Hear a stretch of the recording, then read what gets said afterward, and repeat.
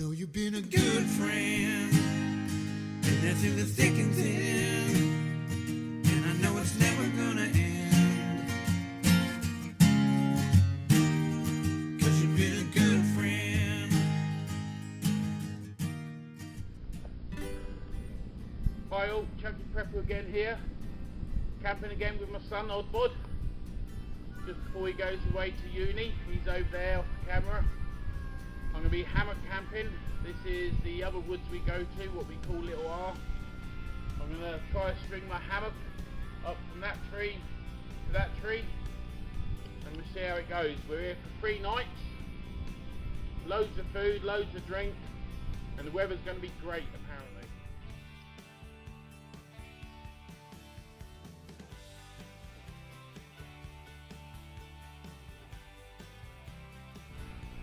Right, I've got everything up now. I've got my tarp, I've got my hammock, I've got my under hammock, which is a gear hammock or admin hammock.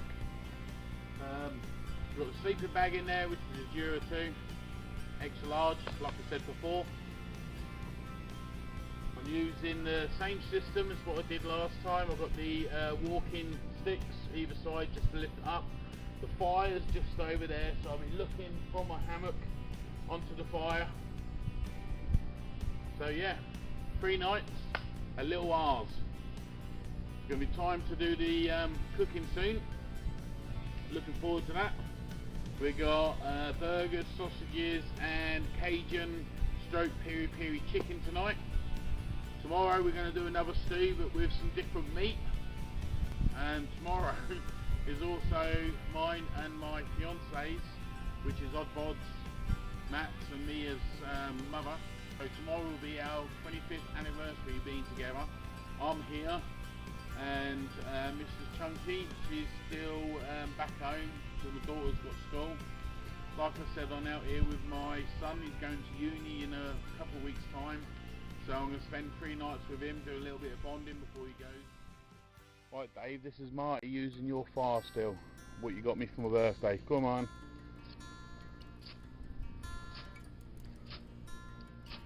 You want to get closer?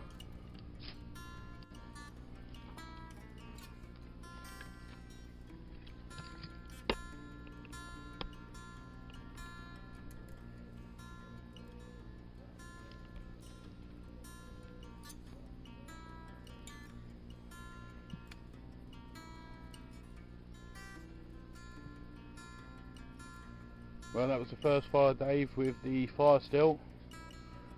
As you can see, they work a treat.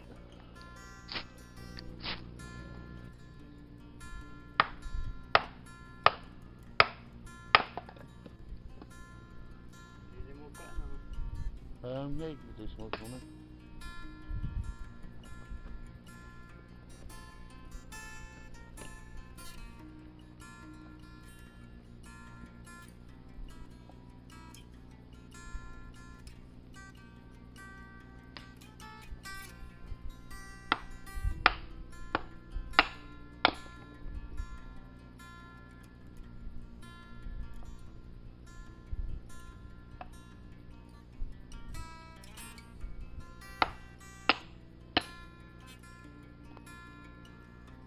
That'll do for now. We've got the burgers and the sausages on the go. We've got the chicken by the fire. Peri peri chicken, Cajun chicken, sorry, it's a mixture of peri peri and Cajun spices. We got steak burgers in the basket with the chili sausages. And we've got a lovely fire.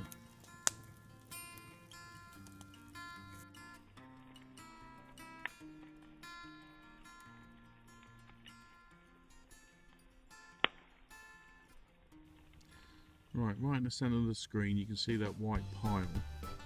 That's the entrance into the farm. And you go all the way down the road on the left, you get to the farm, you park your car up, and then you've got a choice of using the farmer's, or he uses it, sorry, the ATV, the all-terrain vehicle, quad bike type thing, to bring all your gear into the wood, or you use his wheelbarrows he's got, and then you can bring all your gear into the woods that way. It's a little hike, it's about a 10-minute hike up and down hills and what have you to get to the woodland. This is his field he allows people to use to camp in. He has 4 pitches in there. There's one there, one in the corner. You have another one in the far side corner there, and one just down here where people can just pitch their tents. Woodland, it's only like 2 acres of woodland. Now the unique thing about this here is, now you may have seen this on other videos, it has a flushing toilet. Means of washing your hands. There's a towel on the chair behind, plenty of toilet roll, more toilet roll underneath the seat, but yeah, it has a flushing toilet. So this is one side. Round the back you have the tap for drinking water, and you have 2 new additional things they brought in this year alone, and that is camp showers. Basically you just fill them up with water, put them down on the grass, allow the sun to heat up the water, and then hook it up to a tree somewhere, and then you can have your shower. Now on the other side of the cabin, or the hut, you have means of washing up your pots and pans. It's only cold water in it, it's not hot water, but if you bring plenty of bleach there shouldn't be an issue. Now I call this the map room because you have a giant map on the wall, and then you have pictures all around with strings attached to where those pictures or postcards were taken, and it's the activities around the farm or around this area. You have a visitor's book, so if you want to put anything in there, what wildlife you see, you could, if you were, you know, put a few comments in there. You got some stuff for kids to use, keep them entertained. You have some books. You also have extra tarpaulins, which the farmer Andrew said you can use just in case you get a downpour. Now this is interesting. What you have here is a shop in a box, and as you can see it says on there Little Ropers Woodlands camping, but the actual place is called Little Ropers Farm, I believe. So inside the box you have your jams, your chutneys, you have your fresh eggs, you have your popcorn or corn to pop. You have the price list on the door, which is reasonable, £2 a jar of jam or chutney, £1 for a small jar, and the eggs are £1 a box. So yeah, you can have your eggs. You have a little jar on the top there where you just put your money in. You have firelighters and matches and that lot on there as well. Now on this side wall you have the history, I think, of Little Ropers. There you go. That actually states notes on the history of Little Ropers, so you've got all the information on Little Ropers and the neighbouring farmland around it. Like I said, it's just full of information, this room. You got a first aid box up there as well, more wildlife books, magazines, all sorts. If you look there, it tells you Little Ropers is in the middle there. So yeah, now that's not everything. What Andrew does as well, he makes up some rocket stoves and barbecue pit things you can use. So he's made these are like rocket stoves. He's obviously didn't make this one. This was one he obviously no longer uses on his farm, so he brought it down here, same as that one I suppose. But yeah, they're free to use. You just take them down, saves you using all your wood. You get some heat out of them ones. What he has done, he's got the old big gas canisters, and he's cut tops off, cut opening in them, as you can see on this one.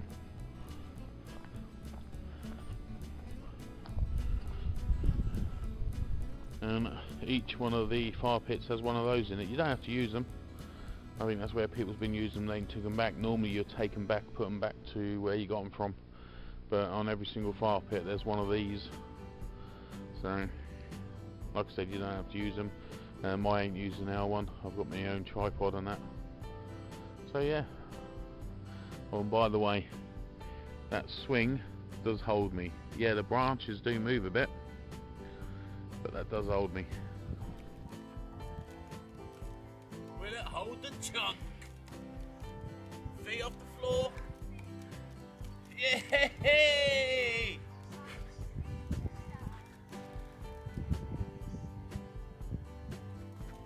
The chunk is having a swing in his craft. Mr. Jaw. It's true what they say about oak trees, they're strong. Strong for old chunky. So yeah, go back. So this is the sunset pitch, like I said. The sunsets, it's lovely as well. You have the oak pitch over there, you have the bluebell, you then have the sunrise set, and then you have the new two-person pitch. Over in the far corner over there you have badger sets. Someone's actually built a shelter, and that looks directly at the badger set, so whether they've done that and then sat out all night and hopefully saw some badgers or not, I don't know. Yeah, this is where the badger sets are. I don't know if they're still live, as in the sets are live, I ain't too sure. I think they are. But yeah, somebody's built this little shelter, and they put some foliage on the floor as a cushion, so it's possible somebody was sitting in there camouflaged and hoping to catch one of the badgers when they come out. Apparently do come out. That's what we was told at the beginning of the march. I haven't seen them. I ain't heard no noise over here either, but yeah, still all good though, little children. You can hear OddBodd in the background hammering away at the flint. He's trying to do a bit of flint napping. He's never done it before.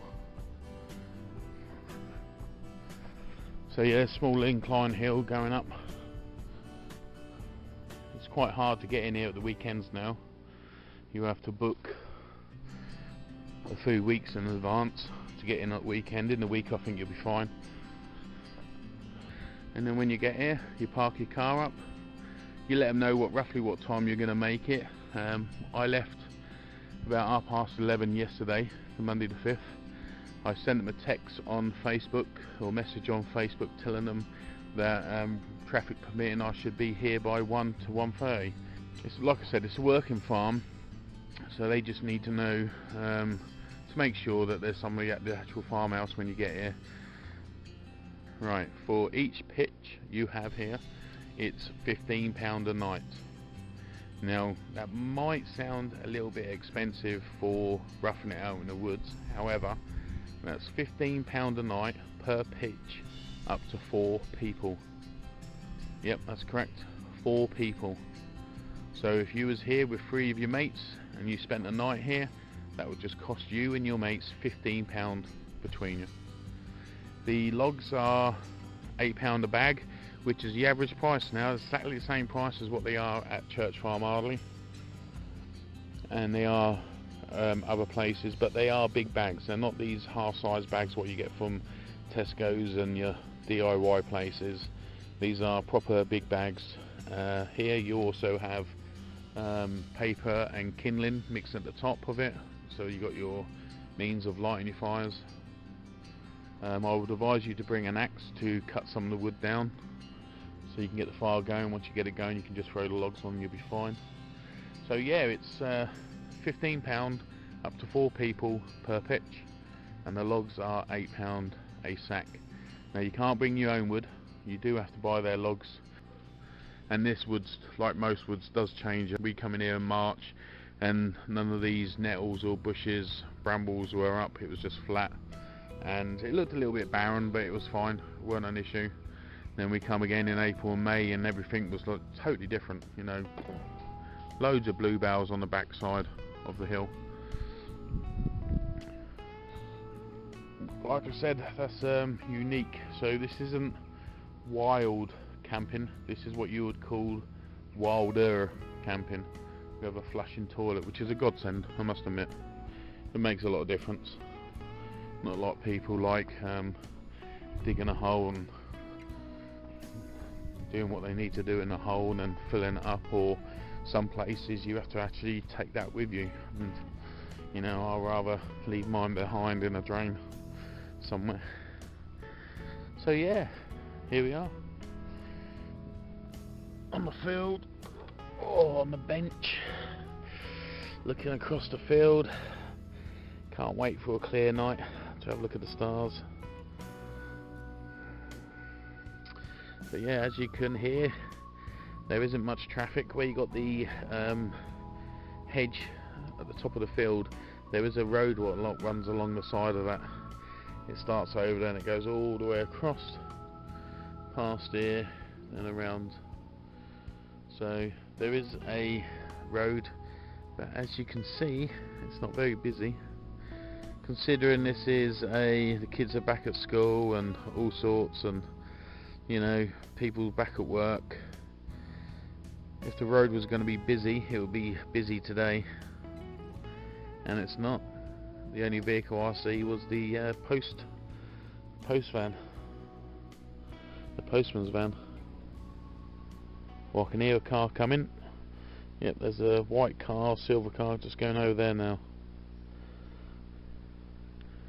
And if I can focus on, you'll roughly be able to see he's over there actually, going through. It's quite a distance away.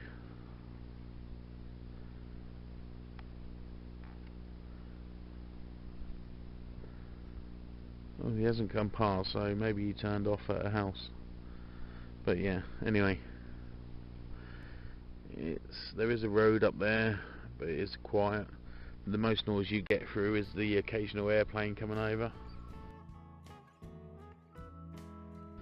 And the wildlife, the birds. We see a deer on the trail, so there's deer here as well. Badgers. We've got lemurs over there, I think. And on the other side of the woodland, on the hill, you have elephants. I mean, cows, but they're white and they look as big as elephants. They're huge. I've got that on some of my other video, which I haven't yet published, so I might tie all these together and just add them. Now, are these cows or are they elephants? Don't do it justice on me, but they are huge. They're massive. They're literally like a, I don't know, half a mile away. They're huge. But yeah, a lovely day, just sitting here. Okay, this is the woodland. Down that you've got the where we are, which is further down, which is called the sunrise camp. Over in the far corner here is the sunset camp. In the middle is the old oak camp. Over here, I think they call this one the bluebell pitch, because down the side of there, March, April time, you get bluebells. You actually get bluebells all the way around the side. This year, they've put in an extra little camp pitch. It's only a small one, it's only like a two-man tent type thing. There's on the field, there's 4 pitches, and inside the woods there is now 5. They only used to be 4. And this is the one we're staying at. This is called the sunrise pitch. There's OddBodd. Let's put some more wood on because he's a good little boy. The sun rises from over there. OddBodd's using a 2-man Dutch tent. I'm using my DD travel bivvy hammock. I was going to get the DD rucksack, but I see it in real life and it's a lot smaller than I thought. I struggle with 120 litres. I've just got too much stuff to put in there. I can't wait till the day that I gain all the knowledge, all the wisdom. So all I need to bring is a book, a knife, and a camera, my phone. How's the burgers? See, he does talk.